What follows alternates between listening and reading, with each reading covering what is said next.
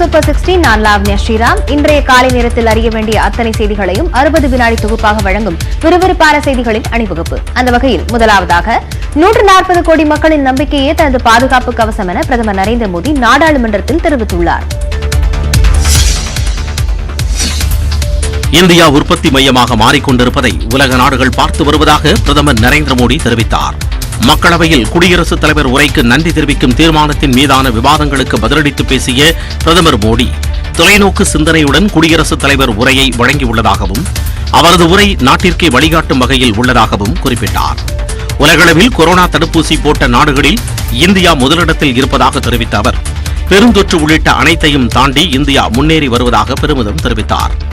கடந்த 10 ஆண்டுகளில் பாதுகாப்பை பன்மடங்கு பலப்படுத்தி இருப்பதாகவும் காஷ்மீர் முதல் கன்னியாகுமரி வரை நாட்டில் எங்கும் தீவிரவாதம் இல்லை என்றும் கூறிய பிரதமர் மோடி உலக ஸ்டார்ட் அப் துறையில் இந்தியா 3வது இடத்திற்கு முன்னேறி இருப்பதாகவும் தெரிவித்தார்.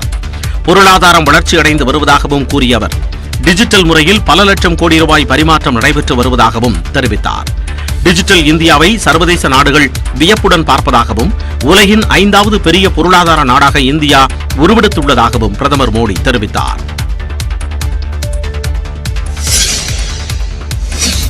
உலக அளவில் இந்தியாவிற்கு கிடைத்த பெருமை சிலருக்கு வருத்தமாக இருப்பதாகவும் சாடிய பிரதமர் மோடி இல்லாத விஷயத்தை குறிப்பிட்டு மக்களவையில் ராகுல் காந்தி நையாண்டி செய்வதாகவும் ஊடக வெளிச்சம் வர வேண்டும் என்பதற்காக அவரவர் தங்களை வெளிப்படுத்திக் கொள்வதாகவும் மோடி விமர்சித்தார். தொடர்ந்து உரையாற்றிய பிரதமர் மோடி தன் மீது மக்கள் நம்பிக்கை வைத்திருப்பதற்கு ஊடகங்களில் தலைப்புச் செய்திகள் வருவதால் இல்லை என்றும் மக்களின் நலனுக்காக ஒட்டுமொத்த வாழ்க்கையையும் செலவிட்டு வருவதே காரணம் என்றும் குறிப்பிட்டார். छोटी छोटी टेक्नोलॉजी के लिए देश तरसता था। आज देश में बहुत बड़ा फर्क महसूस हो रहा है। टेक्नोलॉजी के क्षेत्र में देश बड़ी ताकत के साथ आगे बढ़ रहा है। पूरी दुनिया ने कोरोना कालखंड ने सप्लाई चेन के मुद्दे पर दुनिया को हिला के रख दिया है। आज भारत उस कमी को पूरने की ताकत के साथ आगे बढ़ रहा है.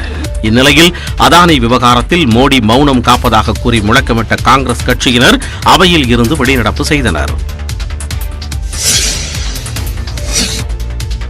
அதானியை பிரதமர் மோடி பாதுகாப்பதாக காங்கிரஸ் எம்பி ராகுல் காந்தி விமர்சித்துள்ளார். நாடாளுமன்றத்தில் குடியரசுத் தலைவர் திரௌபதி முர்முவின் உரைக்கு நன்றி தெரிவிக்கும் தீர்மானத்தின் மீது பிரதமர் நரேந்திர மோடி உரையாற்றினார்.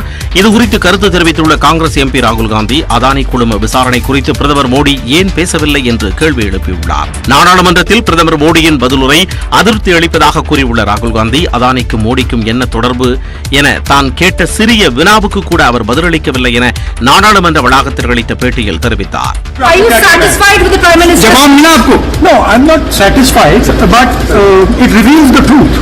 உண்மையில் அவர்கள் நண்பர்கள் இல்லை என்றால் அதானி குழுமத்தின் மீது விசாரணைக்கு உத்தரவிட வேண்டும் என்றும் ராகுல் காந்தி வலியுறுத்தினார். இதன் மூலம் அதானியை பிரதமர் மோடி பாதுகாப்பது தெளிவாக தெரிவதாகவும் இது தேசிய பாதுகாப்புக்கு பிரச்சனையாகும் என்றும் விமர்சித்தார்.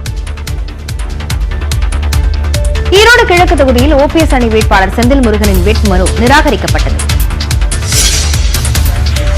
ஈரோடு கிழக்கு தொகுதி இடைத்தேர்தலில் தாக்கல் செய்யப்பட்ட 80 மனுக்கள் ஏற்றுக்கொள்ளப்பட்டன. வரும் 27ஆம் தேதி நடைபெறும் ஈரோடு கிழக்கு தொகுதி இடைத்தேர்தலில் போட்டியிடுவதற்கான வேட்புமனு தாக்கல் செவ்வாய்க்கிழமையுடன் நிறைவடைந்தது. இதில் திமுக கூட்டணி சார்பில் காங்கிரஸ் வேட்பாளர் EVKS இளங்கோவன், அதிமுக சார்பில் தென்னரசு, ஓபிஎஸ் அணி சார்பில் செந்தில் முருகன், அமமுக சார்பில் சிவபிரசாந்த் உள்ளிட்ட 96 பேர் வேட்புமனு தாக்கல் செய்தனர். இதில் தேர்தலில் போட்டியிடவில்லை என்று ஓபிஎஸ் அணியும் அமமுகவும் அறிவித்தன.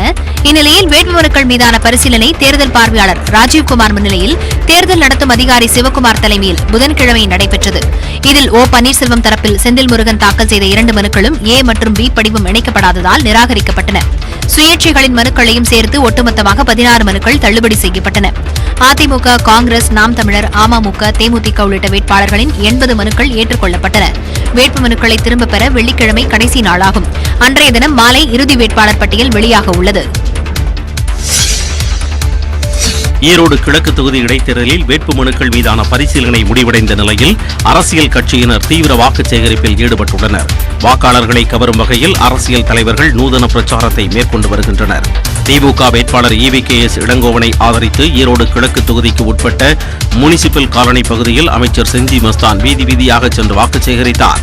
அப்போது சாலையோர தள்ளுவண்டி கடையில் பரோட்டா தயாரித்து அசத்தினார்.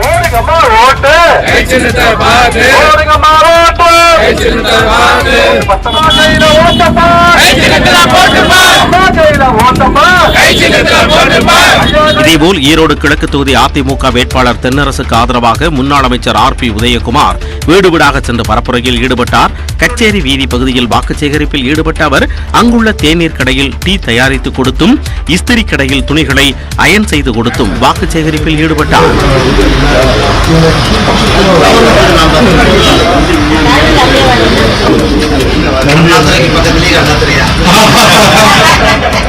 ஈரோடு வில்லரசம்பட்டியில் உள்ள தனியார் விடுதியில் முன்னாள் அமைச்சர்கள் மூத்த நிர்வாகிகளுடன் ஆலோசனை நடத்திய எடப்பாடி பழனிசாமி அப்பகுதியில் நடந்து சென்று வாக்கு சேகரித்தபடியே தேநீர் கடையில் அமர்ந்து தேநீர் அருந்தினார்.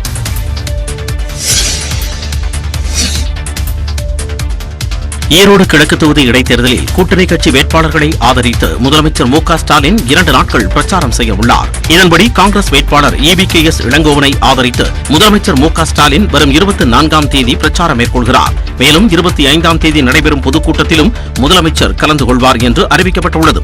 இந்த கூட்டத்தில் காங்கிரஸ் தேசிய தலைவர் மல்லிகார்ஜுன கார்கே பங்கேற்க உள்ளதாக தகவல் வெளியாகியுள்ளது. இந்த தேர்தலில் அதிமுக சார்பில் எடப்பாடி பழனிசாமி தரப்பு தாக்கல் செய்த 40 பேர் கொண்ட பேச்சாளர்கள் பட்டியலுக்கு தேர்தல் ஆணையம் அனுமதி அளித்துள்ளது. ஆனால் O பன்னீர்செல்வம் தரப்பில் அளிக்கப்பட்ட பட்டியலுக்கு ஒப்புதல் அளிக்கப்படவில்லை. இதன் காரணமாக தென்னரசுக்கு ஆதரவாக O பன்னீர்செல்வம் பிரச்சாரம் செய்ய முடியாத நிலை ஏற்பட்டுள்ளது. இதனிடையே குக்கர் சின்னம் கிடைக்காததாலேயே தேர்தலில் போட்டியிடவில்லை என்று அமமுக பொதுச் செயலாளர் TTV தினகரன் விளக்கமளித்துள்ளார். இடைத்தேர்தலில் எங்களுக்கு குக்கர் சின்னம் கொடுங்கன்னு சொல்லி தேர்தல் ஆணையத்தில் கடிதம் மூலம் கேட்டிருந்தோம். அவங்க கொடுக்கல. இந்த லெட்டர் ஒரு 4 நாளைக்கு முன்னாடி போட்டிருந்தாங்கன்னா நாங்கள் சுப்ரீம் கோர்ட்டில் போய் அந்த சின்னத்தை பெறுறதுக்கு எங்கள் சைடு நியாயம் இருக்குன்னு நம்புகிறோம். அதனால் பெறுவதற்கான வாய்ப்பு இருந்திருக்கும்.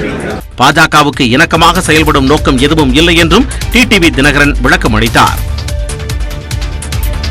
ஈரப்பத அளவை கணக்கில் கொள்ளாமல் நெல்லை கொள்முதல் செய்ய வேண்டும் ஆய்வுக்கு வந்த மத்திய குழுவிடம் விவசாயிகள் வலியுறுத்தியுள்ளனர். அதிக ஈரப்பதம் கொண்ட நெல்மணிகளை கொள்முதல் செய்வது தொடர்பாக நாகை மாவட்டத்தில் 7 இடங்களில் மத்திய குழுவினர் ஆய்வு நடத்தியுள்ளனர்.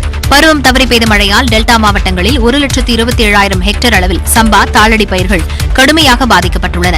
விவசாயிகளை கடும் பாதிப்பிலிருந்து காப்பதற்காக நெல் கொள்முதல் ஈரப்பதத்தை 22 விழுக்காடாக உயர்த்த வேண்டுமென பிரதமருக்கு முதலமைச்சர் ஸ்டாலின் கடிதம் எழுதினார். அதனைத் தொடர்ந்து அதிக ஈரப்பதம் உள்ள நெல்லை கொள்முதல் செய்யலாமா என்பது தொடர்பாக சென்னையில் உள்ள தரக்கட்டுப்பாட்டு மையத்தின் தொழில்நுட்ப அதிகாரி C. யூனஸ், பெங்களூருவில் உள்ள தரக்கட்டுப்பாட்டு மையத்தின் தொழில்நுட்ப அதிகாரிகள் பிரபாகரன் மற்றும் போயோ ஆகியோர் நாகப்பட்டினம் மாவட்டத்தில் ஆய்வை தொடங்கினர். முதலில் தலைஞாயிறில் உள்ள நேரடி நெல் கொள்முதல் நிலையத்தில் அதிகாரிகள் ஆய்வு நடத்திய போது மழையால் பாதித்த நெல்லை கையில் ஏந்தி விவசாயிகள் அவர்களிடம் முறையிட்டனர். இந்த குழு இன்னைக்கு பார்த்துட்டு அதன் அடிப்படையில் பரிந்துரை கொடுத்து உடனடியாக கொள்முதல் செய்யணும் அப்படிங்கிற கோரிக்கையும் இன்னைக்கு நாங்க வச்சிருக்கிறோம். இதைத் தொடர்ந்து கச்சநகரம், வலிவலம், பட்டமங்கலம் உள்ளிட்ட பகுதிகளில் உள்ள அரசு நேரடி நெல் கொள்முதல் நிலையங்களிலும் மத்திய குழுவினர் ஆய்வு மேற்கொண்டனர்.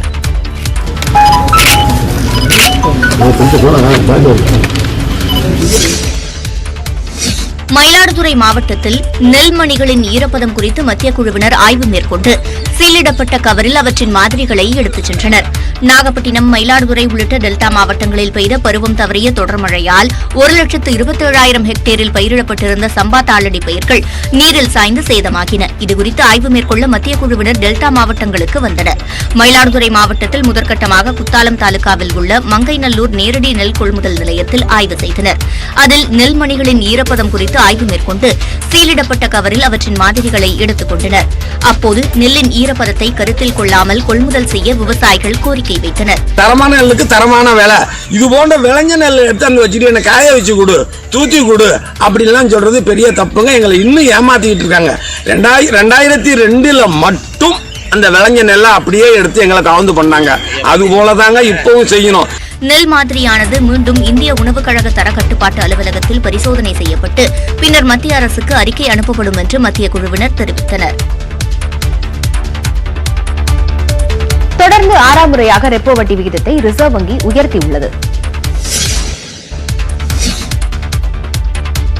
ரெப்போ வட்டி விகிதத்தை ரிசர்வ் வங்கி உயர்த்தியிருப்பதால் வீடு மற்றும் வாகன கடன்களுக்கான வட்டி விகிதத்தை வங்கிகள் உயர்த்தும் என தெரிகிறது. ரிசர்வ் வங்கியின் நிதிக் கொள்கை குழு கூட்டம் மும்பையில் நடைபெற்றது.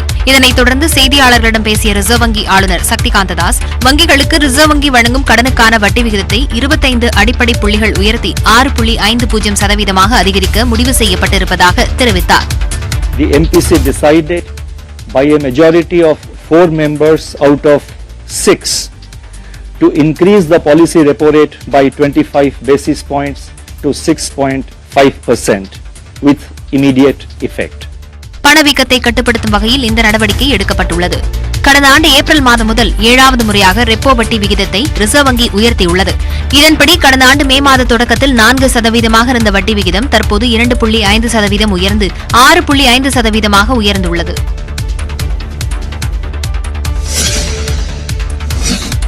வங்கிகளுக்கான ரெப்போ வட்டி விகிதத்தை ரிசர்வ் வங்கி 0.25% உயர்த்திய நிலையில் இந்த ஏற்றம் நடுத்தர வர்க்கத்தினருக்கான சுமையை மேலும் அதிகரிக்கும் என மக்கள் கவலை தெரிவித்துள்ளனர். கடந்த சில மாதங்களாகவே வங்கிகளுக்கு தரும் கடனுக்கான வட்டி விகிதத்தை ரிசர்வ் வங்கி சிறிது சிறிதாக உயர்த்தி வருகிறது. இந்நிலையில் தற்போதைய வட்டி விகித உயர்வு கொரோனா கால நிதிச்சுமையிலிருந்து மீண்டு வரும் நடுத்தர வர்க்கத்தினருக்கு பெரும் சிக்கலை ஏற்படுத்தும் என மக்கள் கூறியுள்ளனர். இப்போ சாமானிய மக்கள்லாம் பார்த்தீங்கன்னா இப்போ வேலையெல்லாம் இப்போ இதுக்கு முன்னால் கொரோனா மக்கள்லாம் ரொம்ப பாதிக்கப்பட்டு இப்போ தான் ஓரளவுக்கு அங்கிட்டு வருமானம் வேலைன்னு போயிட்டுருக்காங்க. இழந்த வேலையை திரும்ப பெற்றதே பெரிய விஷயமா இருக்குது. அந்த இதில் இப்போ RBI வட்டி ஏற்றிருக்கிறது மக்களுக்கு ரொம்ப சிரமத்தை கொடுக்கும். இன்றைய வணிகமயமாகிவிட்ட உலகில் பெரும்பாலான மக்கள் மாதாந்திர கடன் தவணை செலுத்துவதை ஒரு கடமையாகவே செய்து வரும் நிலையில் மேலும் மேலும் உயர்த்தப்படும் ரெப்போ வட்டி நடுத்தர மக்களுக்கு பேரிடியாகவே இருக்கும் என்ற கருத்தும் முன்வைக்கப்பட்டுள்ளது. பாதி காசு இஎம்ஐன்னு சொல்லி போயிட்டு இருக்கிற நேரத்தில் இந்த மாதிரி வட்டி விகிதத்தை அதிகரிக்கும் பொழுது அது மீண்டும் ஒரு பேரிடியாக ஏழை எளிய சாமானிய மக்களுக்கு அது இருக்குங்கிறதுல அச்சமில்லை. அத்தியாவசிய தேவைகள் முதல் ஆடம்பர தேவைகள் வரை அனைத்தையும் இஎம்ஐ மூலம் வாங்கும் நடுத்தர மக்களுக்கு நிம்மதி தரும் வகையில் ரெப்போ வட்டி ஏற்றத்தை ரிசர்வ் வங்கி நிறுத்திக் கொள்ள வேண்டும் என்பதே நடுத்தர மக்களின் கோரிக்கையாக உள்ளது. திமுகவின் தேர்தல் அறிக்கையில் குறிப்பிட்ட 85% வாக்குறுதிகள் நிறைவேற்றப்பட்டிருப்பதாக முதலமைச்சர் மு.க.ஸ்டாலின் தெரிவித்துள்ளார். திருவள்ளூர் மாவட்டம் பட்டாபிராமில் உள்ள கல்லூரியில் புதுமை பெண் திட்டத்தின் 2வது கட்டத்தை தொடங்கி வைத்து பேசிய அவர், புதுமை பெண் திட்டத்தில் இதுவரை 69 கோடியே 40 லட்சம் ரூபாய் நிதி மாணவிகளுக்கு வழங்கப்பட்டிருப்பதாக தெரிவித்தார். இந்த திட்டத்தின் மூலம் உயர்கல்வி சேர்பவர்களின் எண்ணிக்கை 25% அதிகரித்திருப்பதாகவும் முதல்வர் குறிப்பிட்டார். 12,000 மாணவிகள் உயர்கல்வி பெறுவதற்கு இந்த திட்டம் வழிவகை செய்ததாகவும் முதலமைச்சர் தெரிவித்தார். குடும்பத்தினுடைய பொருளாதார சூழலால் படிப்பை பாதியிலே நிறுத்த வேண்டிய நிலையில் இருந்த 12,000 மாணவிகள் தொகை கிடைச்ச காரணத்தினால இன்னைக்கு அந்த படிப்பை தொடர்கிறார்கள் என்பதுதான் இந்த திட்டத்துடைய மாபெரும் வெற்றி. மகளிருக்காக பல்வேறு திட்டங்களை அரசு செயல்படுத்தி வருவதாகவும் முதலமைச்சர் மு.க.ஸ்டாலின் தெரிவித்தார். இதனைத் தொடர்ந்து விழாவில் கலந்து கொண்ட மாணவ மாணவிகளுடன் முதலமைச்சர் கலந்துரையாடினார். துருக்கி சிரியாவில் நிலநடுக்கத்தால் உயிரிழந்தவர்களின் எண்ணிக்கை 15,000 உயர்ந்துள்ளது. துருக்கியில் நிலநடுக்கத்தால் பாதிக்கப்பட்ட மக்களை அந்நாட்டு அதிபர் எர்டோகான் சந்தித்து ஆறுதல் தெரிவித்தார். நிலநடுக்கத்தால் பல்லாயிரக்கணக்கான கட்டணங்கள் இருந்த இடம் தெரியாமல் போய்விட்டன. மக்கள் வீதிகளில் கூடாரமிட்டு தஞ்சம் அடைந்துள்ளனர். இந்நிலையில் துருக்கியின் தெற்கு பகுதியில் பாதிக்கப்பட்ட இடங்களை பார்வையிட சென்ற அதிபர் எர்டோகான் அங்குள்ள மக்களின் நிலை குறித்து கேட்டறிந்தார். அப்போது பெண் ஒருவர் அவரை அரவணைத்து அழுது கொண்டே தன்னுடைய நிலையை எடுத்துரைத்தார்.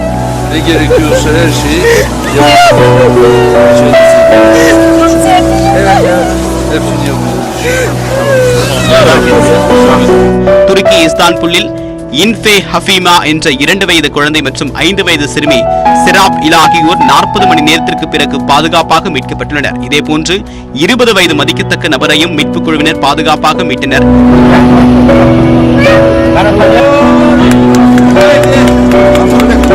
அதியமா நகரில் ஜார்ஜிய மீட்புக் குழுவினர் மீட்புப் படையினர் சுயநினைவின்றி கட்டட இடிபாடுகளில் காணப்பட்ட பெண்ணை பத்திரமாக மீட்டனர்.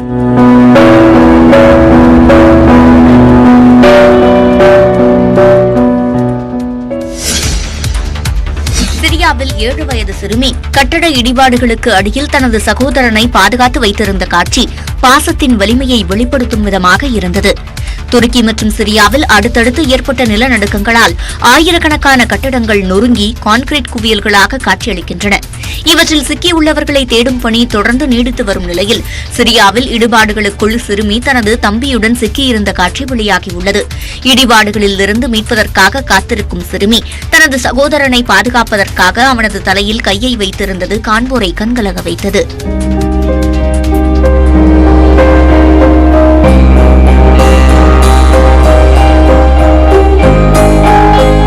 இந்த காட்சியை ட்விட்டரில் பதிவிட்டுள்ள ஐநா பிரதிநிதி சஃபா, சிறுவர்கள் இருவரும் 17 மணி நேரம் இடிபாடுகளுக்கு அடியில் சிக்கியிருந்ததாகவும் பாதுகாப்பாக வெளியேற்றப்பட்டதாகவும் தெரிவித்துள்ளார். மீட்பதற்கு முன்பு மருத்துவர் ஒருவருடன் பேசிய சிறுமி தன்னையும் தம்பியையும் மீட்குமாறு கெஞ்சியுள்ளார். மேலும் என்ன கேட்டாலும் தாங்கள் செய்வதாகவும் வேலைக்காரர்களாக கூட இருக்க தயார் என்றும் சிறுமி கூறியதாக சஃபா உருக்கமாக பதிவிட்டுள்ளார். நிலநடுக்கத்தால் பாதிக்கப்பட்ட துருக்கிக்கு உதவ உலக நாடுகள் அனுப்பிய நிவாரணப் பொருட்களுடன் அந்நாட்டு எல்லையில் 30 கிலோமீட்டர் தூரத்திற்கு வாகனங்கள் அணிவகுத்துள்ளன. துருக்கியின் தெற்கு மற்றும் தென்கிழக்கு பகுதிகள் நிலநடுக்கத்தால் மோசமாக பாதிக்கப்பட்டு 1 கோடிக்கும் அதிகமானோர் நிர்கதியாக உள்ளனர். பாதிக்கப்பட்ட துருக்கிக்கு இந்தியா உட்பட உலகின் பல நாடுகளும் உதவிக்கரம் நீட்டி வருகின்றன. குறிப்பாக இந்தியாவில் இருந்து மோப்ப நாய்கள், மீட்பு உபகரணங்களுடன் தேசிய பேரிடர் மீட்புக் குழுவினர் துருக்கி சென்று பணிகளை மேற்கொண்டு வருகின்றனர். அத்துடன் எக்ஸ்ரே கருவிகள், வெண்டிலேட்டர்கள் உள்ளிட்டவற்றுடன் சென்றுள்ள இந்திய மருத்துவக் குழுவும் பணியில் ஈடுபட்டு வருகிறது. இதேபோல் பல நாடுகளிலும் இருந்து துருக்கியின் தென்கிழக்கு பகுதியை நோக்கி எடுத்துச் செல்லப்பட்ட நிவாரணப் பொருட்களுடன் 30 கிலோமீட்டர் தூரத்திற்கு வாகனங்கள் அணிவகுத்துள்ளன.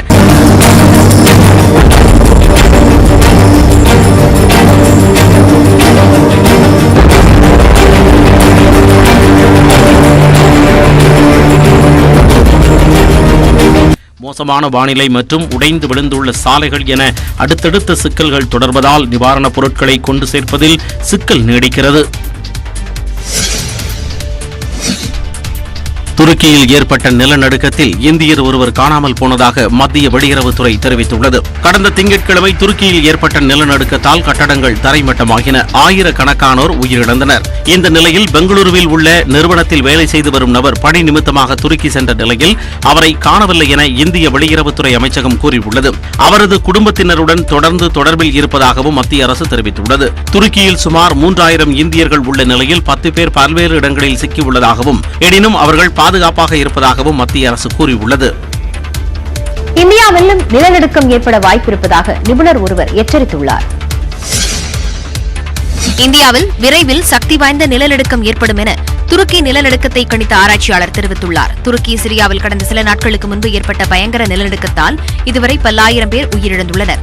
இந்த பேரிடர் நேர்வதற்கு 3 நாட்களுக்கு முன்பு நெதர்லாந்தைச் சேர்ந்த ஆராய்ச்சியாளரான பிராங்க் ஹூகபீட்ஸ் தனது ட்விட்டர் பதிவில் துருக்கி, சிரியா, லெபனான் பகுதியில் சக்தி வாய்ந்த நிலநடுக்கம் ஏற்படும் என தெரிவித்திருந்தார். நிலநடுக்கத்தை துல்லியமாக கணிப்பதென்பது இதுவரை சாத்தியமில்லாத நிலையில் துருக்கி நிலநடுக்கத்தை கணித்த பிராங்க் ஹூகபீட்ஸ் உலகம் முழுவதும் பேசுபொருளாகியுள்ளார்.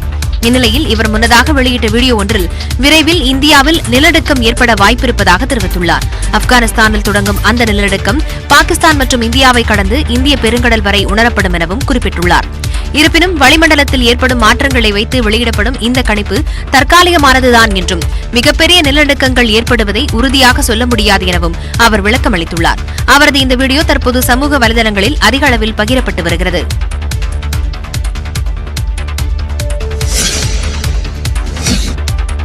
தமிழ்நாட்டில் குட்கா, பான் மசாலா உள்ளிட்ட பொருட்களுக்கு தடை விதித்து பிறப்பிக்கப்பட்ட உத்தரவை ரத்து செய்த சென்னை உயர்நீதிமன்றத்தின் தீர்ப்பை எதிர்த்து உச்சநீதிமன்றத்தில் தமிழ்நாடு அரசு மேல்முறையீடு செய்துள்ளது. கடந்த 2006ஆம் ஆண்டு இயற்றப்பட்ட உணவு பாதுகாப்பு மற்றும் தரச்சட்டத்தின் கீழ் தமிழ்நாட்டில் குட்கா, பான் மசாலா மற்றும் சுவையூட்டப்பட்ட புகையிலைப் பொருட்களுக்கு தடை விதித்து உணவு பாதுகாப்புத்துறை ஆணையர் உத்தரவு பிறப்பித்திருந்தார். இதையடுத்து ஆண்டுதோறும் இது சம்பந்தமாக அறிவிப்பாணைகள் வெளியிடப்பட்டு வந்தது மட்டுமல்லாமல் தடையை மீறி சட்டவிரோதமாக செயல்பட்டவர்களின் மீது அரசு தரப்பில் நடவடிக்கையும் எடுக்கப்பட்டு வந்தது. இதனை எதிர்த்து குட்கா உள்ளிட்ட புகையிலை பொருட்களை தயாரிக்கும் நிறுவனங்கள் தரப்பில் சென்னை உயர்நீதிமன்றத்தில் வழக்குகள் தொடரப்பட்டன. இதனை விசாரித்த உயர்நீதிமன்றம் உணவு பாதுகாப்புத்துறை ஆணையரின் உத்தரவை ரத்து செய்து உத்தரவிட்டது. இந்த உத்தரவிற்கு எதிராக தமிழ்நாடு அரசு தரப்பில் உச்சநீதிமன்றத்தில் வழக்கறிஞர் ஜோசப் அரிஸ்டாட்டில் மனு தாக்கல் செய்துள்ளார். அதில் குட்கா, பான் மசாலா உள்ளிட்ட புகையிலை பொருட்களால் ஏற்படும் ஆபத்தை அடிப்படையாக கொண்டே உணவு பாதுகாப்பு மற்றும் தரச்சட்டத்தின் கீழ் தமிழ்நாட்டில் அதற்கு தடை விதிக்கப்பட்டதாக தெரிவிக்கப்பட்டுள்ளது. ஆனால் இதனை கருத்தில் கொள்ளாமல் உயர்நீதிமன்றம் ரத்து செய்திருப்பதாகவும் இந்த விவகாரத்தில் சென்னை உயர்நீதிமன்றம் வழங்கிய தீர்ப்பை ரத்து செய்ய வேண்டும் என்றும் கோரிக்கை விடுக்கப்பட்டுள்ளது. இந்த மனு விரைவில் விசாரணைக்கு வரும் என்று எதிர்பார்க்கப்படுகிறது.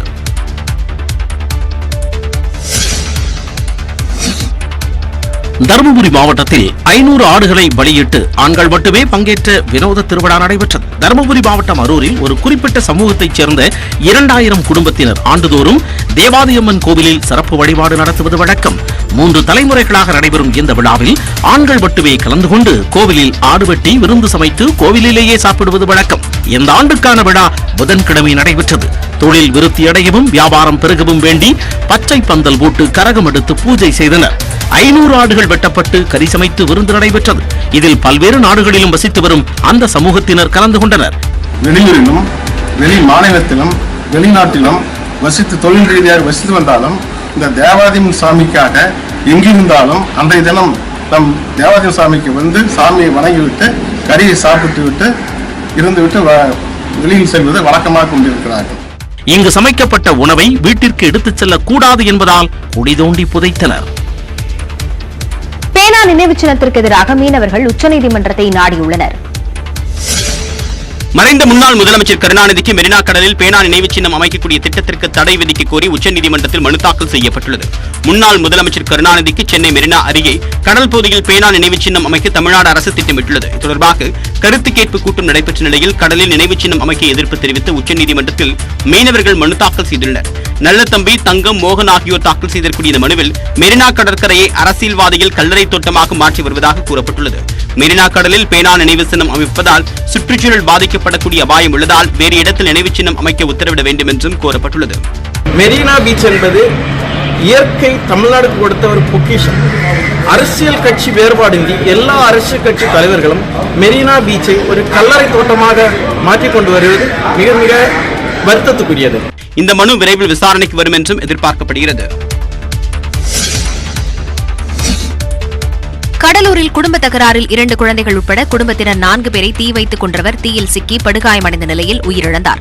கடலூர் செல்லாங்குப்பம் பகுதியில் பிரகாஷ், தமிழரசி தம்பதியர் 8 மாத பெண் குழந்தையுடன் வசித்து வந்தனர். இந்நிலையில் தமிழரசியின் சகோதரி தனலட்சுமிக்கும் அவரது கணவர் சர்க்குருவுக்கும் இடையே கருத்து வேறுபாடு ஏற்பட்டுள்ளது. இதனால் அவர் தனது 4 மாத குழந்தையுடன் சகோதரி வீட்டிற்கு வந்தார். இதையறிந்து அங்கு வந்த சர்க்குரு மனைவி தனலட்சுமியிடம் விவாகரத்து கேட்டு மீண்டும் தகராறில் ஈடுபட்டார். மனைவி அதற்கு ஒப்புதல் அளிக்க மறுத்ததால் ஆத்திரமடைந்த சர்க்குரு மனைவி மற்றும் குழந்தைகள் மீது பெட்ரோல் ஊற்றி தீ வைத்தார். இதில் சர்க்குரு மீதும் தீ பரவி எரிய தொடங்கியது. இதை தடுக்க முயன்ற தமிழரசி மற்றும் அவரது தாய் செல்வி ஆகியோர் மீதும் தீ பரவியது. இதில் தமிழரசியும் 2 குழந்தைகளும் சம்பவ இடத்திலேயே பரிதாபமாக உயிரிழந்தனர். மற்ற 3 படுகாயங்களுடன் கடலூர் அரசு மருத்துவமனையில் அனுமதிக்கப்பட்டிருந்த நிலையில் சர்க்குருவும் தனலட்சுமியும் சிகிச்சை பலனின்றி உயிரிழந்தனர்.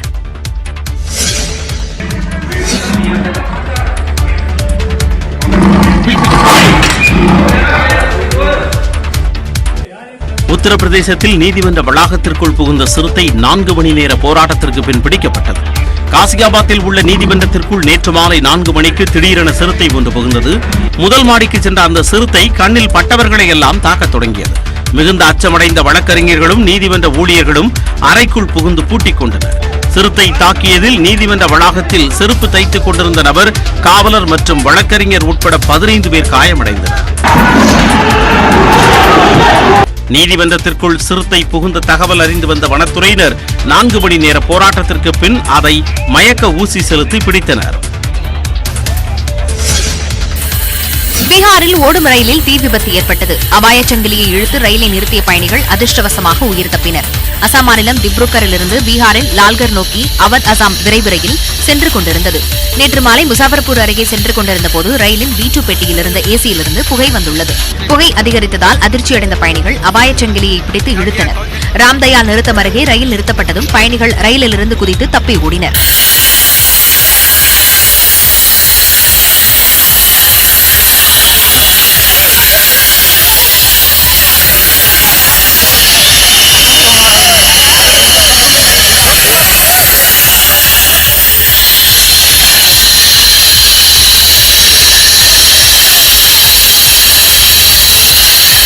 தகவலறிந்த ரயில்வே அதிகாரிகள் விரைந்து வந்து சோதனையிட்டனர். தீ அணைக்கப்பட்டதும் மீண்டும் ரயில் புறப்பட்டது. இந்த சம்பவத்தில் உயிர் சேதம் எதுவும் ஏற்படவில்லை.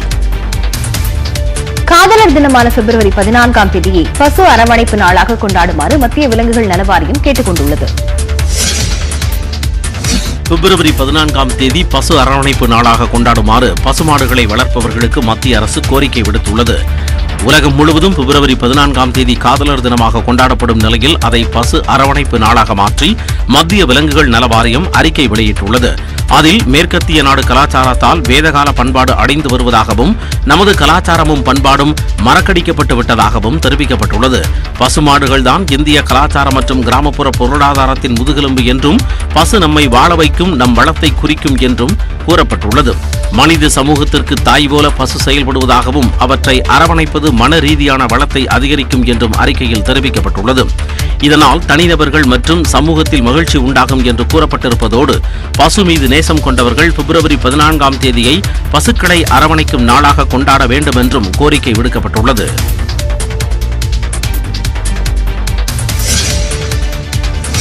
கேரளாவில் திருமண பந்தத்தில் இணைந்த திருநங்கை தம்பதிக்கு குழந்தை பிறந்துள்ளது. கோழிக்கோடு மாவட்டத்தைச் சேர்ந்த ஜஹாத் பெண்ணாக பிறந்து திருநம்பியாகவும், ஜியோ பவல் ஆணாக பிறந்து திருநங்கையாகவும் மாறியவர்கள்.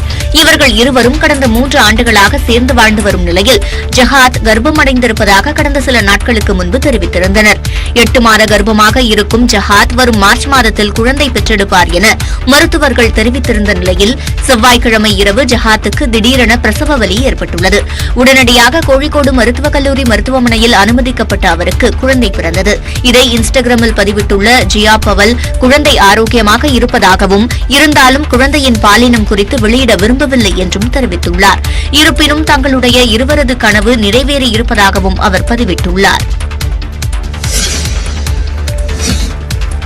அமெரிக்க துணை அதிபர் கமலா ஹாரிஸின் கணவருக்கு அதிபரின் மனைவி ஜில் பைடன் உதட்டில் முத்தம் கொடுத்ததற்கு சுற்றியிருந்த பலரும் பலத்த கரவொலி எழுப்பி மகிழ்ச்சியை வெளிப்படுத்தினர். அமெரிக்க அதிபர் பைடன் கேபிடால் நகரில் அந்நாட்டு நாடாளுமன்ற கூட்டத்தில் உரையாற்ற வந்தார். அவருடன் வந்த அவரது மனைவி ஜில் பைடன் துணை அதிபர் கமலா ஹாரிஸின் கணவர் டக் எம்ஹாப்புக்கு உதட்டில் முத்தம் கொடுத்தார். அவரது இந்த செயலுக்கு சுற்றியிருந்த உறுப்பினர்கள் பலரும் பலத்த கரவொலி எழுப்பினர்.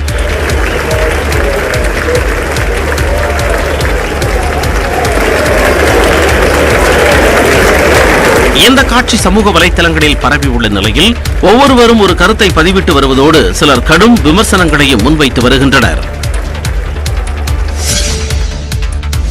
அமெரிக்காவில் சுட்டு வீழ்த்தப்பட்ட சீன பலூனை போலவே பல பலூன்கள் மூலம் இந்தியா, ஜப்பான் உள்ளிட்ட நாடுகளை சீனா உளவு பார்த்திருக்க வாய்ப்பிருப்பதாக தகவல் வெளியாகியுள்ளது. அமெரிக்காவின் முக்கிய ராணுவ மற்றும் பாதுகாப்பு கட்டடங்களுக்கு மேலே சீன ராட்சத பலூன் கடந்த வாரத்தில் பறந்தது. அது கடந்த ஞாயிற்றுக்கிழமை அமெரிக்க விமானப்படையால் சுட்டு வீழ்த்தப்பட்டது.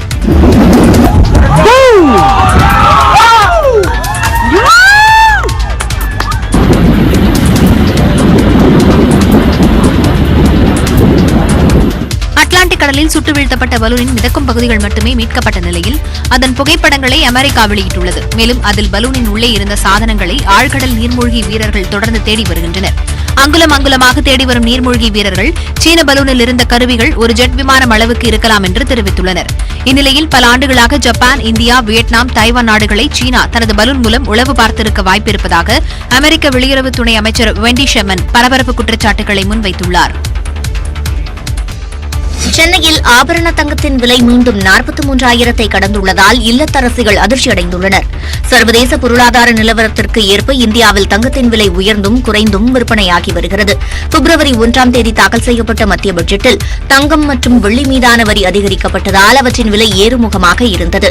அதன் பிறகு அமெரிக்கா உள்ளிட்ட பல நாடுகளில் பங்குச்சந்தை ஸ்திரத்தன்மையை எட்டியதால் தங்கம் விலை இறங்க தொடங்கியது.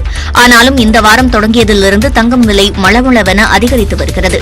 இந்த வகையில் கடந்த 3 நாட்களில் மட்டும் சவரனுக்கு 304 ரூபாய் அதிகரித்துள்ளது. சென்னையில் 1 கிராம் ஆபரண தங்கத்தின் விலை கிராமுக்கு 10 ரூபாய் உயர்ந்து 5,383 ரூபாயாக விற்பனையாகிறது. இதேபோன்று 1 சவரன் ஆபரண தங்கம் 80 ரூபாய் அதிகரித்து 43,064 ரூபாய்க்கு விற்பனை செய்யப்படுகிறது. அதே நேரத்தில் வெள்ளி விலையில் எந்த மாற்றமும் இன்றி கிராம் 74 ரூபாயாகவும் 1 கிலோ 74,000 ரூபாயாகவும் உள்ளது. தமிழ்நாட்டில் தயாரிக்கப்பட்ட ஆடையை அணிந்து நாடாளுமன்ற கூட்டத்தில் பிரதமர் நரேந்திர மோடி பங்கேற்றார். பிளாஸ்டிக் பாட்டில்களை மறுசுழற்சி செய்து கரூரில் தயாரிக்கப்பட்ட கோட்டை அணிந்து நாடாளுமன்றத்தில் பிரதமர் மோடி பங்கேற்றது அனைவரின் கவனத்தையும் ஈர்த்தது. கடந்த சில தினங்களுக்கு முன்பு பெங்களூருவில் நடைபெற்ற இந்திய எரிசக்தி வார விழாவில் இந்தியன் ஆயில் நிறுவனத்தின் கீழ் அன்பாட்டில்டு திட்டத்தின் ஒரு பகுதியாக மறுசுழற்சி செய்யப்பட்ட பிளாஸ்டிக்கால் செய்யப்பட்ட சீருடைகளை மோடி அறிமுகப்படுத்தியிருந்தார். அப்போது கரூரில் உள்ள ஸ்ரீரங்க பாலிமர்ஸ் நிறுவனத்தால் தயாரிக்கப்பட்ட இந்த நீல நிற கோட்டை இந்தியன் ஆயில் நிறுவனம் பிரதமர் மோடிக்கு பரிசாக வழங்கியது. நேற்று நாடாளுமன்ற மக்களவைக் கூட்டத்தில் பங்கேற்ற பிரதமர் மோடி அந்த நீல நிற கோட்டை அணிந்திருந்தார். காலநிலை மாற்றம், நெகிழிப் பொருட்களின் பயன்பாடு தொடர்பான விழிப்புணர்வை ஏற்படுத்தவும் மறுசுழற்சியின் முக்கியத்துவத்தை உணர்த்தவும் பிரதமர் மோடி இந்த ஆடையை அணிந்து வந்ததாக கூறப்படுகிறது.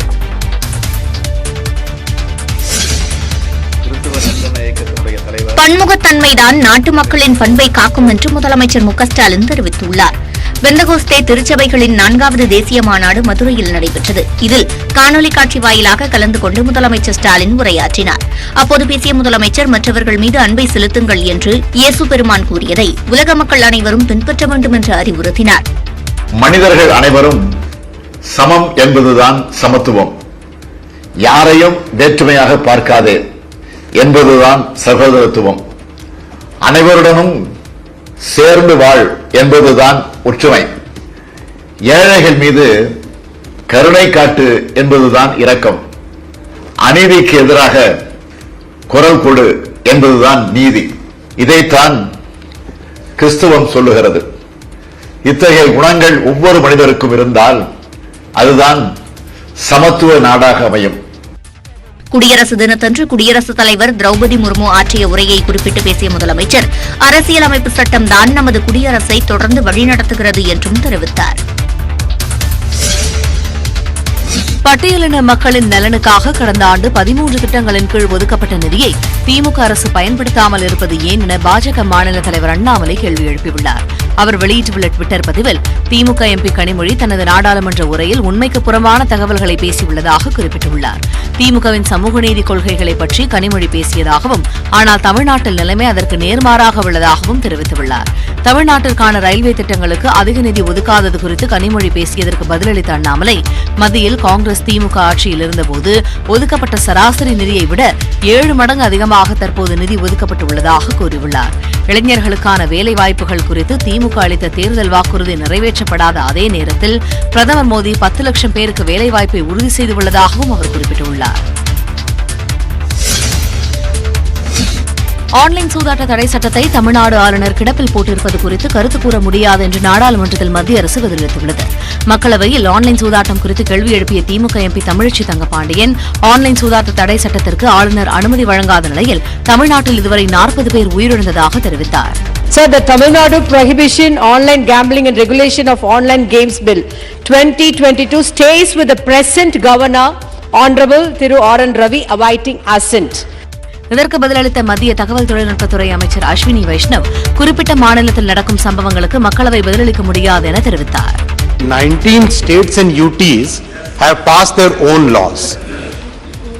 17 states have actually amended the Public Gambling Act and introduced the online gambling elements within that Public Gambling Act.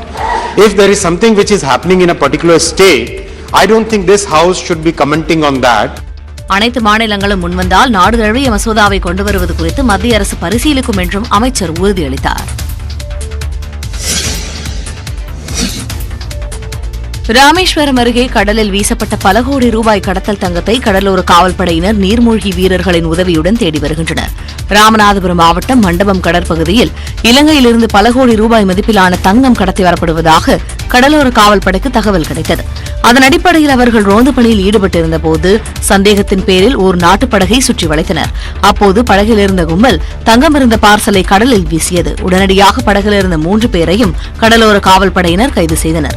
அவர்களிடம் மத்திய புலனாய்வுத்துறை அதிகாரிகள் நடத்திய விசாரணையில் அவர்கள் வந்த படகு வேதாளையை சேர்ந்த நாகூர் மீரான் என்பவருக்கு சொந்தமானது என்பதும், அவர் மீது ஏற்கனவே தங்க கடத்தல் வழக்கு நிலுவையில் உள்ளதும் தெரியவந்தது. இந்த நிலையில் நீர்மூழ்கி வீரர்களின் துணையுடன் கடலில் வீசப்பட்ட தங்கத்தை தேடும் பணியில் கடலோர காவல்படையினர் ஈடுபட்டுள்ளனர்.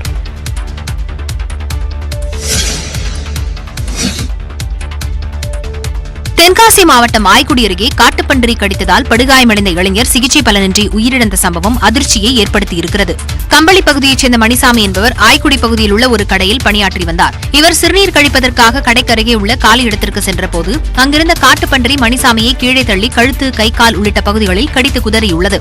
இதில் படுகாயமடைந்த மணிசாமியை மீட்ட அக்கம் பக்கத்தினர் அரசு மருத்துவமனையில் அனுமதித்தனர். அங்கு தீவிர சிகிச்சை அளிக்கப்பட்ட நிலையிலும் சிகிச்சை பலனின்றி அவர் உயிரிழந்தார். இது தொடர்பாக காவல்துறையினர் வழக்கு பதிவு செய்து விசாரணை மேற்கொண்டு வருகின்றனர். ஆய்குடி பகுதிகளில் காட்டுப்பன்றிகள் விவசாய நிலங்களுக்குள் புகுந்து சேதப்படுத்தி வருவதாகவும் அவற்றை கட்டுப்படுத்த வனத்துறையினர் நடவடிக்கை எடுக்க வேண்டும் எனவும் விவசாயிகள் கோரிக்கை விடுத்துள்ளனர். அரசு பேருந்துகளில் ஆபத்தான முறையில் பயணம் மேற்கொள்ளும் மாணவர்கள் மீது பேருந்து ஓட்டுநர்களும் நடத்துனர்களும் புகார் அளிக்கலாம் என போக்குவரத்து துறை தெரிவித்துள்ளது. பேருந்தில் பயணிக்கும் மாணவர்களின் பாதுகாப்பை உறுதி செய்யும் வகையிலும் அவர்கள் பாதுகாப்பாக பயணம் செய்வதற்கான நிலையான இயக்க நெறிமுறைகள் குறித்தும் ஓட்டுநர் நடத்துனர்களுக்கு சுற்றறிக்கையின் மூலம் தெரிவிக்கப்பட்டுள்ளது. மாநகர போக்குவரத்து கழக மேலாண் இயக்குநர் வெளியிட்டுள்ள சுற்றறிக்கையில் அரசு பேருந்துகளில் மாணவர்கள் படிக்கட்டுகளில் பயணம் செய்வது தொடர்கிறது.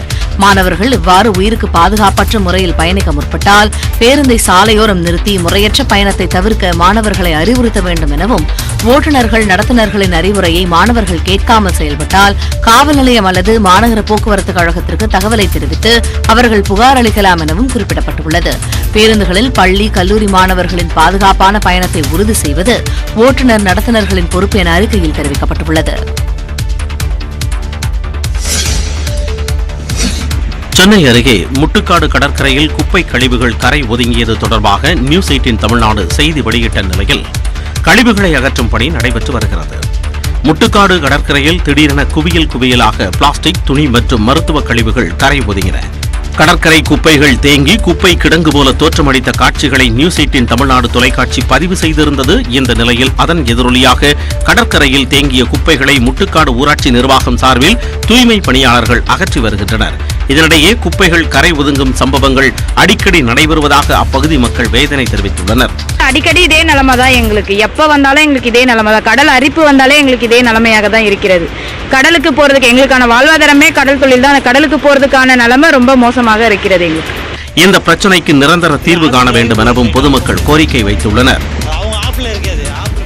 அனுமதியின்றி செயல்பட்டு வரும் 162 பள்ளிகளுக்கு நோட்டீஸ் அனுப்ப மெட்ரிகுலேஷன் பள்ளிகள் இயக்குநரகம் முடிவு செய்துள்ளது. தமிழ்நாட்டில் அரசு அனுமதியின்றி 162 தனியார் பள்ளிகள் செயல்பட்டு வருவது கண்டறியப்பட்டுள்ளது. தமிழ்நாட்டில் சர்வதேச பள்ளி, பன்னாட்டு பள்ளி என்ற பெயர்களில் அங்கீகாரம் இல்லாமல் இயங்கும் பள்ளிகளின் விவரங்களை மெட்ரிகுலேஷன் பள்ளிகள் இயக்குநரகம் சேகரித்திருக்கிறது. இதில் தனியார் பள்ளி நிறுவனர்கள் ஒரு பள்ளிக்கு அங்கீகாரம் பெற்றுவிட்டு பல பள்ளிகளை நடத்தி வருவது தெரியவந்துள்ளது. இதில் 162 பள்ளிகளின் விவரங்கள் சேகரிக்கப்பட்டுள்ளன. அதன் அடிப்படையில் இந்த பள்ளிகளின் உண்மைத்தன்மை குறித்து ஆய்வு செய்யப்பட்டு சம்பந்தப்பட்ட பள்ளிகளுக்கு நோட்டீஸ் அனுப்பப்படும் என்று மெட்ரிகுலேஷன் பள்ளிகள் இயக்குநரக வட்டாரங்கள் தெரிவித்துள்ளன.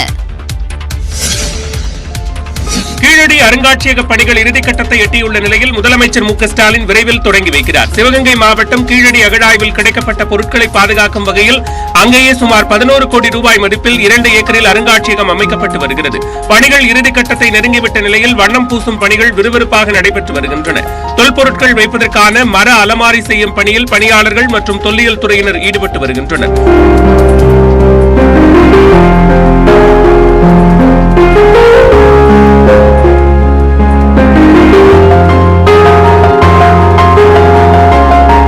செட்டிநாடு கட்டிடக்கலையில் உருவாகும் அருங்காட்சியகத்தில் தமிழர்களின் வீரத்தை பறைசாற்றும் ஜல்லிக்கட்டு காளையின் உருவம் சுவரில் பொறிக்கப்பட்டுள்ளது. மேலும் பழங்காலத்தில் இருப்பதை போன்ற மின் விளக்குகளும், லிப்ட் வசதிகளும், பார்வையாளர்கள் அமர்வதற்கு குடில்களும் அமைக்கப்பட்டுள்ளன.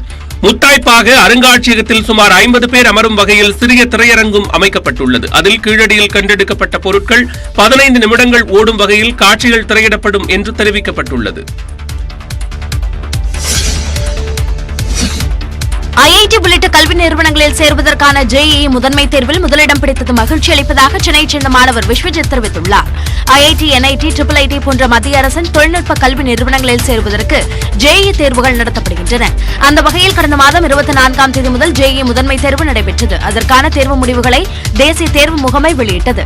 நாடு முழுவதும் 20 மாணவர்கள் முதலிடத்தை பெற்றுள்ளனர். அதில் சென்னை கோபாலபுரத்தில் உள்ள தனியார் பள்ளியில் படிக்கும் மாணவர் விஸ்வஜித்தும் ஒருவர் ஆவார். விடாமுயற்சியுடன் தேர்வுக்கு தயாராகி வந்ததே தான் வெற்றி பெற காரணம் என மாணவர் விஸ்வஜித் கூறினார். நான் பிரைவேட் கோச்சிங்லாம் போல, இவங்க கொடுத்த நாராயணாவோட எரர் நோட்ஸு, கொஸ்டின் புக்ஸ்லாம் தான் நான் சால்வ் பண்ணேன். NCERTயும் படித்தேன், CBSE. அடுத்து என்னோட பிளான், நான் IIT பாம்பேல போய் கம்ப்யூட்டர் சயின்ஸ் பண்ணி அதில் ஏதாவது ரிசர்ச் பண்ணலான்னு இருக்கேன். நாடு முழுவதும் 287 நகரங்களில் தமிழ் உள்ளிட்ட 13 மொழிகளில் இந்த தேர்வு நடைபெற்றது.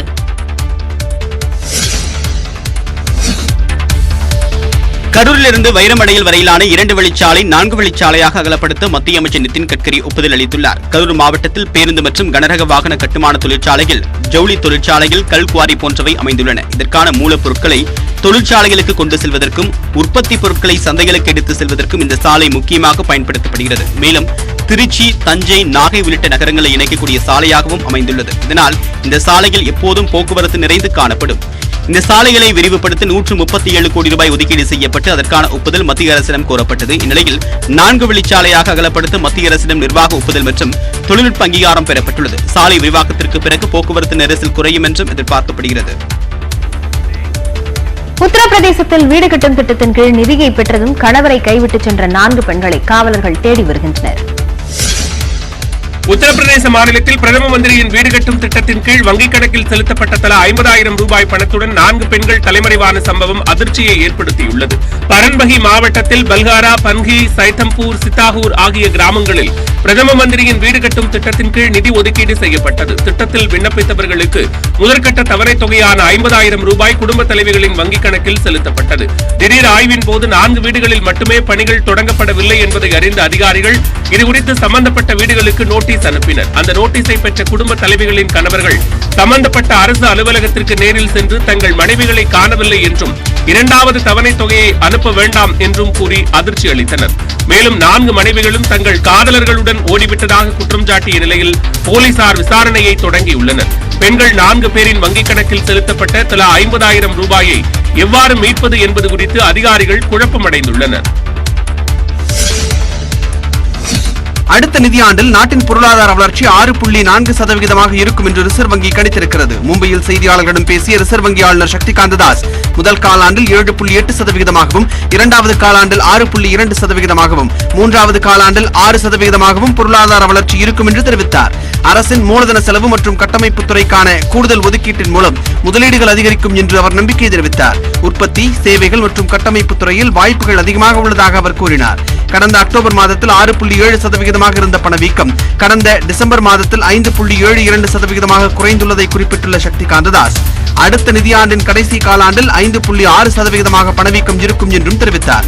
சர்வதேச அளவில் பொருளாதார நிலையில் முன்னேற்றம் ஏற்பட்டுள்ளதாகவும் பணவீக்கம் குறைந்துள்ளதாகவும் அவர் கூறினார். எனினும் மிக பெரும் நாடுகளில் இலக்கை விட பணவீக்கம் அதிகமாகவே இருப்பதாகவும் சக்திகாந்த தாஸ் தெரிவித்தார்.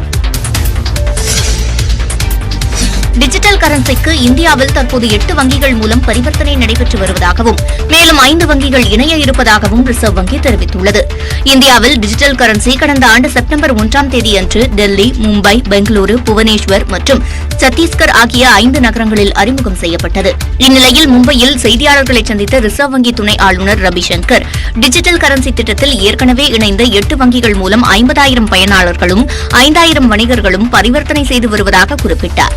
இதன்படி இதுவரை 7,70,000 பரிவர்த்தனைகள் நடைபெற்றுள்ளதாக குறிப்பிட்ட அவர் டிஜிட்டல் கரன்சி திட்டத்தை மேலும் 9 நகரங்களுக்கு விரிவுபடுத்த திட்டமிட்டிருப்பதாகவும் தெரிவித்தார். பின்னர் படிப்படியாக நாடு முழுவதும் விரிவுபடுத்தப்படும் என கூறிய அவர் டிஜிட்டல் கரன்சிக்கு பெரும்பாலானவர்கள் மாறும் செயல்முறை நடக்க வேண்டும் என ரிசர்வ் வங்கி விரும்புவதாகவும் தெரிவித்தார். மேலும் கிரிப்டோ கரன்சியைப் போல இதன் மதிப்பு மாறிக்கொண்டே இருக்காது என்றும் ரூபாயின் மதிப்புதான் டிஜிட்டல் கரன்சியின் மதிப்பாகவும் இருக்கும் என்றும் அவர் விளக்கமளித்தார். கேரள அரசின் பட்ஜெட்டில் பெட்ரோலியத்தின் மீது 2 ரூபாய் கூடுதல் வரி விதிக்கப்பட்டதற்கு எதிர்ப்பு தெரிவித்து எதிர்க்கட்சிகள் வெளிநடப்பு செய்தன. கேரள சட்டப்பேரவையில் அடுத்த நிதியாண்டிற்கான பட்ஜெட்டை நிதியமைச்சர் KN பாலகோபால் அண்மையில் தாக்கல் செய்தார். இதில் பெட்ரோலியத்தின் மீது லிட்டருக்கு 2 ரூபாய் கூடுதல் வரி விதிக்கப்படுவதாக அறிவிக்கப்பட்டது. இதனை நிதியமைச்சர் திரும்பப் பெற உள்ளதாக செய்திகள் வெளியாகின. ஆனால் சட்டப்பேரவையில் உரையாற்றிய நிதியமைச்சர் கூடுதல் வரி விதிப்பை திரும்பப் பெறும் திட்டமில்லை என்று விளக்கம் அளித்தார். இதனை கண்டித்து எதிர்க்கட்சித் தலைவர் VT சதீசன் தலைமையில் எதிர்க்கட்சி உறுப்பினர்கள் வெளிநடப்பு செய்தனர். மேலும் மாநிலம் முழுவதும் காங்கிரஸ் தொண்டர்கள் போராட்டத்தில் ஈடுபட்டனர். கொச்சியில் நடைபெற்ற போராட்டத்தின் போது போராட்டக்காரர்களை கலைக்க போலீசார் தண்ணீரை பீச்சி அடித்ததால் பரபரப்பு ஏற்பட்டது. பிரதமர் மோடியை மௌன பாபா என விமர்சித்த காங்கிரஸ் தலைவர் மல்லிகார்ஜுன கார்கேவுக்கு மாநிலங்களவை தலைவர் கண்டனம் தெரிவித்துள்ளார். மாநிலங்களவையில் குடியரசுத் தலைவர் உரை மீதான விவாதத்தின் போது பேசிய எதிர்க்கட்சித் தலைவர் மல்லிகார்ஜுன கார்கே அதானி விவகாரத்தில் பிரதமர் மோடி ஏன் மிகவும் மௌனமாக இருக்கிறார் என கேள்வி எழுப்பினார். அனைவரையும் அச்சுறுத்தும் பிரதமர் மோடி தொழில் அதிபர்களை பார்த்து அச்சம் கொள்வதாக விமர்சித்த அவர் அதானி விவகாரத்தை நாடாளுமன்ற கூட்டுக்குழு விசாரிக்க வேண்டும் என்றும் கோரிக்கை விடுத்தார். அத்துடன் வெறுப்புணர்வை பரப்புவோரை பிரதமர் மோடி கண்டித்தால் அவர்கள் அடங்கி விடுவார்கள் என்றும், ஆனால் அவர் அதிலும் மௌனத்தையே கடைபிடிப்பதாகவும் மல்லிகார்ஜுன கார்கே விமர்சித்தார். அவரது பேச்சுக்கு எதிர்ப்பு தெரிவித்து பாஜக உறுப்பினர்கள் முழக்கங்களை எழுப்பிய நிலையில் மல்லிகார்ஜுன கார்கேவின் தகுதிக்கு இதுபோன்ற கருத்துக்களை கூறுவது சரியல்ல என மாநிலங்களவை தலைவர் ஜெகதீப் தன்கர் கண்டனம் தெரிவித்தார். அத்துடன் சில பதவிகளுக்கு உரிய மரியாதை தரப்பட வேண்டும் என்றும் மாநிலங்களவை தலைவர் அறிவுறுத்தினார். நிலநடுக்கம் காவு வாங்கியதில் குடும்ப உறுப்பினர்கள் 25 பேரை இழந்து நிற்கதியாய் நிற்கின்றார் சிரியாவைச் சேர்ந்த 40 வயது நபர் ஒருவர். துருக்கி மற்றும் சிரியாவில் ஏற்பட்ட பேரழிவால் குழந்தைகளை இழந்து தவிக்கின்ற பெற்றோர் ஒரு பக்கம், பெற்றோரை இழந்து தவிக்கின்ற குழந்தைகள் மறுபக்கம் என காணும் இடமெல்லாம் நெஞ்சை உறைய வைக்கும் கண்ணீர் கதைகளை கேட்க முடிகிறது.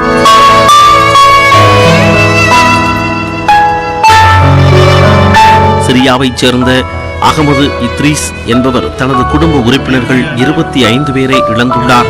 தற்காலிகமாக வைக்கப்பட்டுள்ள சவக்கிடங்கில் அவரது உறவினர்களின் உடல்கள் வைக்கப்பட்டுள்ளன. அதனை கண்டு அகமது இத்ரீஸ் கண்ணீர் வடித்தது காண்போரை கதிகலங்கச் செய்தது. தனது பேரனின் உடலை கைகளில் வாங்கும் பொழுது இதயமே வெடித்தது போல் இருந்ததாக கூறினார்.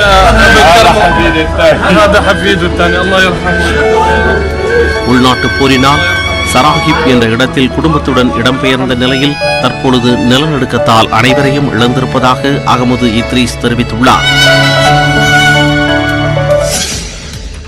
துருக்கியில் இந்திய தூதரக அதிகாரிகளுடன் இணைந்து தேசிய பேரிடர் மீட்புக் குழுவினர் பணியாற்றி வருவதாக அப்படையின் தலைமை இயக்குநர் தெரிவித்துள்ளார்.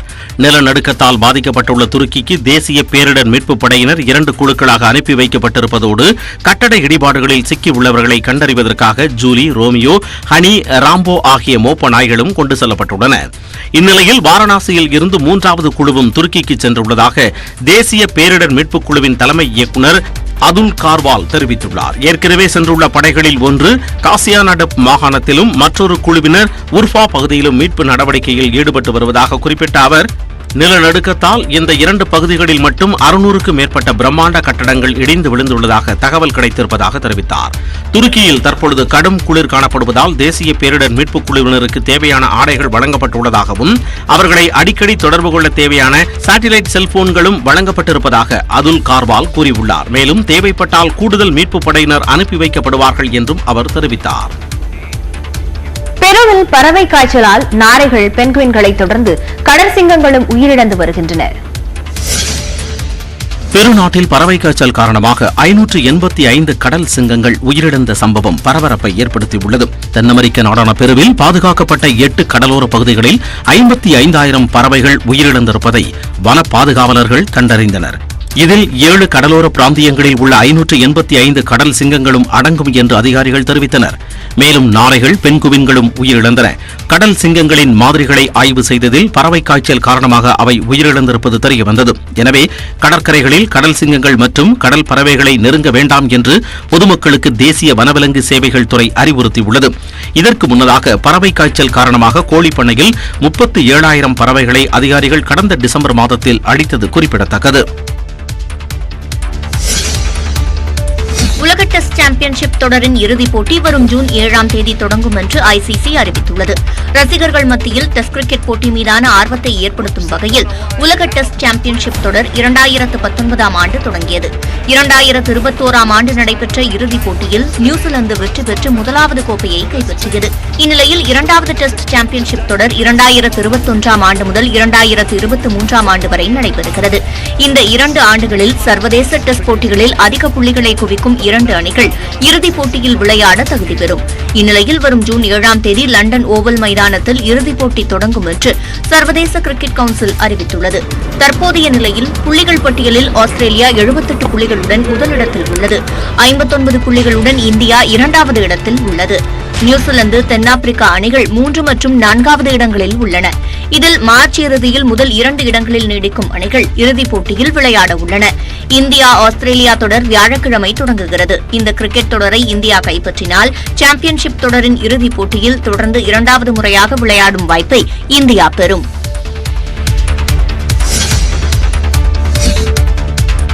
வெற்றிமாறன் இயக்கத்தில் தயாராகி வரும் விடுதலை முதல் பாகம் மற்றும் சிம்புவின் 10 தல ஆகிய படங்கள் ஒரே நேரத்தில் ரிலீஸ் ஆகலாம் என்பதால் ரசிகர்கள் மத்தியில் எதிர்பார்ப்பு அதிகரித்துள்ளது. கன்னடத்தில் வெளியாகி வெற்றியடைந்த மஃப்டி படத்தின் தமிழ் ரீமேக்கான 10 தல படத்தில் சிம்பு நடித்து வருகிறார். சில்லுன்னு ஒரு காதல் படத்தின் இயக்குநர் கிருஷ்ணா இயக்கும் 10 தல படத்திற்கு AR ரஹ்மான் இசையமைத்துள்ளார். முதல் பாடலை அண்மையில் வெளியிட்ட படக்குழு மார்ச் 30ஆம் தேதி படத்தை ரிலீஸ் செய்ய திட்டமிட்டுள்ளது.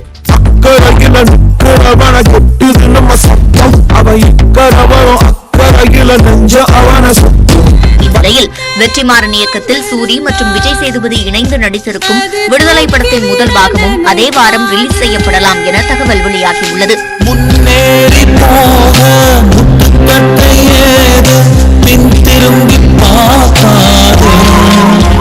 இரண்டு படங்களும் ஒரே நேரத்தில் ரிலீஸ் செய்யப்படுவதால் வசூல் பாதிக்கப்படுமா அல்லது ரசிகர்களின் ஏகோபித்த வரவேற்பை பெறுமா என்பது ஏப்ரலில் தெரிந்துவிடும்.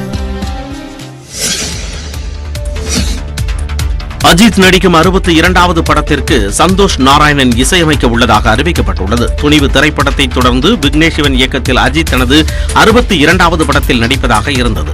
ஆனால் அதற்கான கதையை விக்னேஷ் சிவன் முழுமையாக தயார் செய்யாத காரணத்தால் அஜித்தின் 62வது படத்தின் இயக்குனர் மாற்றப்பட்டுள்ளார். அதன்படி அஜித்தின் 62வது படத்தை இயக்க தடையற தாக்க தடம் உள்ளிட்ட படங்களை இயக்கிய மகிழ் திருமேனி தற்பொழுது ஒப்பந்தமாகியுள்ளார். மேலும் அந்த திரைப்படத்திற்கு சந்தோஷ் நாராயணன் இசையமைக்க ஒப்பந்தம் செய்யப்பட்டுள்ளார். இதற்கான அறிவிப்பு மிக விரைவில் வெளியாகும் என எதிர்பார்க்கப்படுகிறது. இந்த திரைப்படத்தை தீபாவளி பண்டிகைக்கு வெளியிடவும் முயற்சிக்கின்றனர். அஜித் மகிழ் திருமேனி இணையும் இந்த திரைப்படத்தை லைகா நிறுவனம் தயாரிக்க உள்ளது.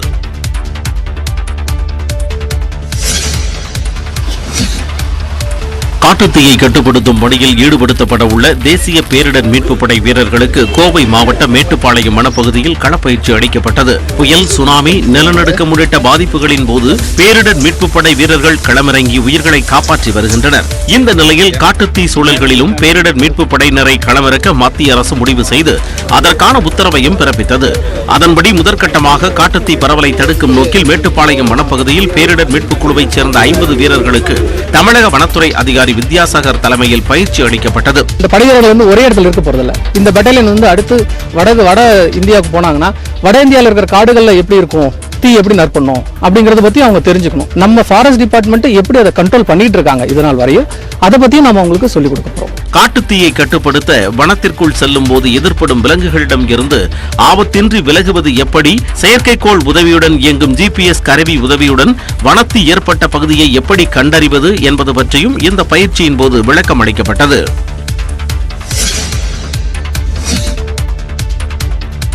முகச்சிதைவு நோயால் பாதிக்கப்பட்டு அறுவை சிகிச்சை செய்து கொண்ட சிறுமி தானியாவை முதலமைச்சர் மு க ஸ்டாலின் நேரில் சந்தித்து நலம் விசாரித்தார். சென்னை ஆவடியைச் சேர்ந்த 9 வயது சிறுமி தானியா அரிய வகை முகச்சிதைவு நோயால் பாதிக்கப்பட்டிருந்தது குறித்து செய்தி வெளியான நிலையில் அவருக்கு உரிய சிகிச்சை மேற்கொள்ள முதலமைச்சர் மு க ஸ்டாலின் உத்தரவிட்டிருந்தார். அதனைத் தொடர்ந்து கடந்த ஆண்டு தானியாவுக்கு தனியார் மருத்துவமனையில் முகசீரமைப்பு அறுவை சிகிச்சை செய்யப்பட்டது. கடந்த சில மாதங்களுக்கு ஜெர்மனி நாட்டு மருத்துவ வல்லுநர்கள் அடங்கிய 10 பேர் 2ஆம் கட்ட அறுவை சிகிச்சையை மேற்கொண்டனர்.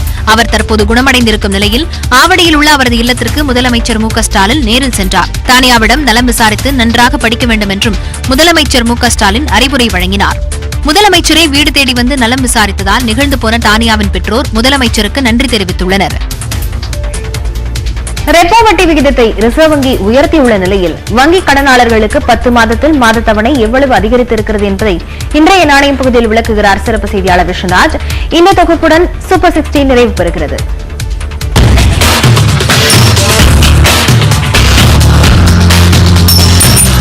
ரிசர்வ் பேங்க் ஆஃப் இந்தியா கடந்த ஆண்டு மே மாதம் தொடங்கி இப்ப வரைக்கும் 6 முறை வட்டி விகிதத்தை உயர்த்தி இருக்காங்க. மே மாதம் தொடங்கி இப்ப வரைக்கும் இந்த 10 மாசத்துல ஒருவருடைய மாத தவணை எவ்வளவு அதிகரிச்சிருக்கு அப்படின்றது பார்க்கலாம்.